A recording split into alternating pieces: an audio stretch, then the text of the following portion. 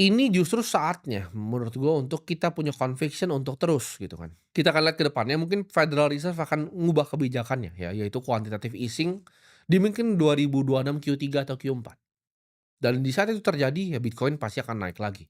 Dan lo bisa putar balik videonya di 1 Januari ini apakah gue cenayang atau enggak gitu kan.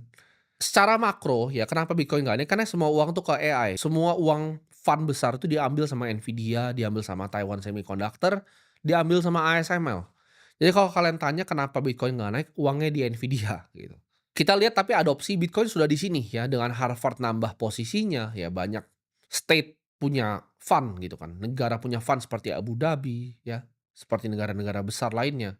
Gua dengar-dengar ini juga Kuwait mau ikut-ikutan ya, kita lihat nanti negara-negara berminyak ini, semoga ya semuanya ikutan untuk menabung ya aset ini untuk negaranya.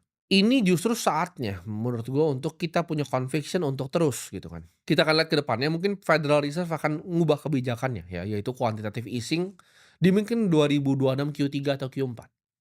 Dan di saat itu terjadi ya Bitcoin pasti akan naik lagi. Dan lo bisa putar balik videonya di 1 Januari ini apakah gue cenayang atau enggak gitu kan. Secara makro ya kenapa Bitcoin nggak naik, karena semua uang tuh ke AI. Semua uang fund besar tuh diambil sama Nvidia, diambil sama Taiwan Semiconductor, diambil sama ASML. Jadi kalau kalian tanya kenapa Bitcoin nggak naik, uangnya di Nvidia gitu. Kita lihat tapi adopsi Bitcoin sudah di sini ya, dengan Harvard nambah posisinya, ya banyak state punya fund gitu kan, negara punya fund seperti Abu Dhabi ya, seperti negara-negara besar lainnya. Gua dengar-dengar ini juga Kuwait mau ikut-ikutan ya, kita lihat nanti negara-negara berminyak ini, semoga ya semuanya ikutan untuk menabung ya aset ini untuk negaranya.